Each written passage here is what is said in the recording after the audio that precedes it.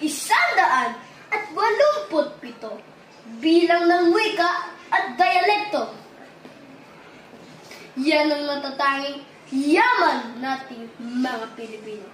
Tagalog, Cebuano, Ilocano, Ilonggo. Hindi pa rito natatapos ang listahang ito.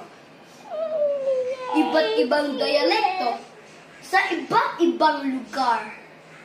Kay raming salita na di mo magaya. Tila isang dayuhan sa sariling wika.